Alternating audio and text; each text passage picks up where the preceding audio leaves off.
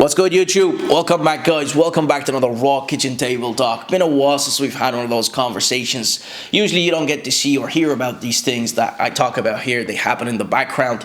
And for a lot of you, it gives you an insight into business. And a lot of you who are on this journey today, it's always good to be prepared for what I say here. And today, I want to prepare you for a couple of things, and hopefully you can take something out of this. So, the question comes up time and time again. How long does it really take to make a million? How long did it take millionaires to make their millions? So, if you study human psychology, guys, you understand as humans we want things quickly. And that's just the nature of humans. I mean, I wanted the million quickly. So, the thing is, guys, you can't just roll in expecting to make a million immediately. You have to build up momentum with whatever you do. If momentum is not built, if you're not positioned to make a million, then you won't make a million. I mean, I remember my first year, I made about, because the year was almost ending, I made 5 figures. And then the next year, it was 6 figures. Then the next year, it was 7 figures. And this year, I'm making 7 figures. And that's the norm, guys. The norm is 7 figures. That's when you're at the peak of your profession. And look, guys, you have to build up momentum. You have to be experienced at what you do in order to start reaping big rewards.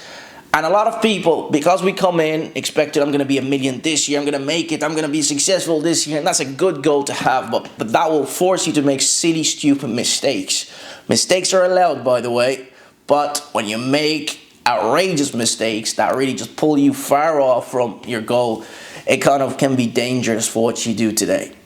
So, momentum has to be built first. You have to build up momentum, and the only way to build up momentum is if you spend time in the trenches. Spending time not reaping reward or reaping a little bit of fish, and then the big fish comes after. So, when somebody says they made 7 figures or made millions or a million, they didn't keep all of that. So the next problem is, if you're aiming for $1 million a year, and look, guys, before I get into that, you got to understand, $1 million is made gradually, with time. So, for a lot of millionaires, those who are not footballers or have a specific deal at the beginning, they usually kind of started off with nothing. And I'm talking about the self-made individuals, like a lot of you guys who don't have any specific skills. It will have to be made over time, gradually, because look, you're forgetting about taxation here. And the problem is, a lot of you are not prepared to make a lot of money. Because right now, you're sitting at a salary, let's say, of $3,000 working a job. And maybe you believe in yourself that you're going to be successful. But you don't believe in yourself enough to be prepared to save some money and some profits. So you're not going to set up a private limited company because that's going to cost you a bit of money with accountancy. So you're just going to remain as a sole trader. So the problem is, when the big money hits, what you gonna do? You have no choice. You're operating as a sole trader, as self-employed. And because entrepreneurship is so vague, it's so unknown, you're thinking to yourself, okay, maybe this is luck. Maybe this streak or this momentum will stop. But 99.9% of the time, it will never stop. It just gets bigger and bigger and bigger.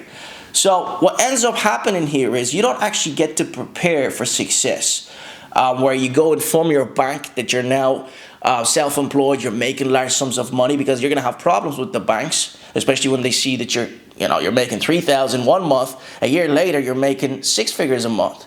And all you need is $20,000 a week, multiplied by 4, multiplied by 12, to actually reach $1 million within a year. Now, the moment I said $20,000 a week, a lot of you are like, $20,000 a week, that's a lot of money. That's like my salary. Well, right now it seems like it's a lot of money. But once you become experienced at your field, once you become, I guess, at one with what you do, once you build up momentum, $20,000 is really nothing.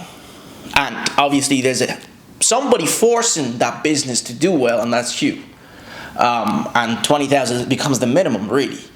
So, I know it seems crazy, but it's not. That's what self-belief is all about, guys. $20,000 right now is like $200 a week. All right, for somebody that's kind of done well, it's like $200 a week. It's nothing. But one thing you forget here, taxation.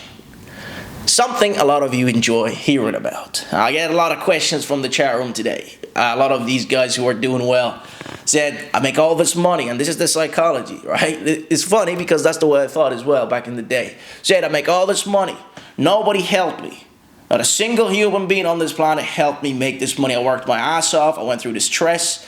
I took the risk. I bet on myself just so I can pay 50, 30% of what I make to the government. I mean, look, taxation is something you have to pay. And I know a lot of you are not prepared to shelter your profits in a private limited company. Like I said, because entrepreneurship is so vague, it's so unknown, you're not prepared for it that way. So majority of you are going to be running under a self-employment or a sole trader. So as a sole trader, you don't think you're going to be making 6, 7 figures in a year. So you're going to actually be operating under a what? Sole trader. And as a sole trader, you're actually paying the higher tax bracket, which is 50%. So although you get to keep whatever you make after, put it into your bank, you can spend it, you can burn it, nobody asks question. Unlike a private limited company where anything you make is the company's money and you just take your salary and pay yourself a dividend if you wish. But you get to pay less tax. So that's a choice you have to make. Now, for me personally, I'm actually a sole trader. I'm happy paying 50%. That's what I pay, 30 to 50% higher tax bracket, guys. I'm okay with paying to whatever country, jurisdiction I live in. I'm okay. I'm fully fed at this stage. However, if one country decides to piss me off, I have no absolute. All I need is one reason. One reason, guys. I pack it up and leave. Because some countries are the enemy for progression and entrepreneurship. Period. They are the enemy. For a lot of you, the best choice is to pack it up and leave. Right? And who's to blame for this? Well, the country you live in. It drives every single entrepreneur from its jurisdiction, from its condemnation. And I've seen this, and I can name a few for you today.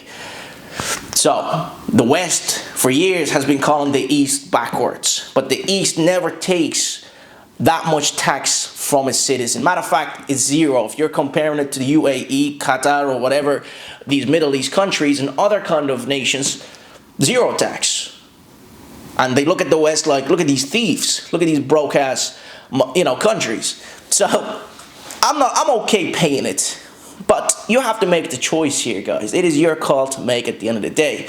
But when it comes to banking, banks will also have questions for you. Like, how can you go from 3,000 to now making 6, 7 figures? How can you make 3,000 a month and now you're making 6 figures or so? 30. You're making your whole yearly salary in a month. So you have to inform them, guys.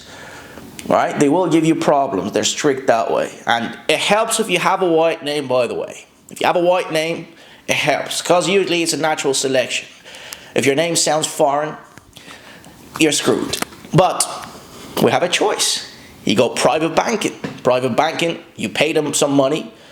You have your own assistant. And if they need, they'll shine your shoes well. Not sorry. Because I'm genuinely... I don't want to continue here, but listen, the million can be made if you put your mind to it, if you put your heart into it, guys. And just remember, it's made gradually. Not a single millionaire out there.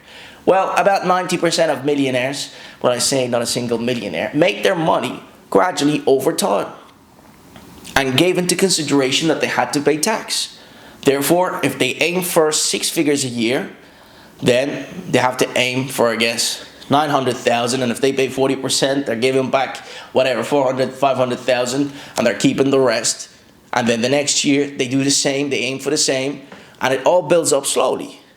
Okay? And you can just spend it over time if you wish, or make purchases, make investments, etc., etc. And that's really how a million is made. How long does it take? I don't know. How long does it take you to get your ass to work? How long does it take you to get into a field that has no limitations? It's all up to you at the end of the day, guys. Obviously, when you go into a field that has limitations, no matter what you do, no matter how hard you work, you will never get to a million. You will never achieve 7 figures just because there is limitations. Go into a field that has absolutely no limitations. All that's required is your input.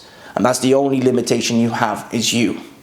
That's the field you need to go into. And if you don't know what field that is, and I'm being vague here, well, like I said, find a successful person and replicate their ass. Gotta go. Appreciate you for watching, guys. Peace and love, just like always. Let me know in the comment section if you have anything to say, and I'll see you next time.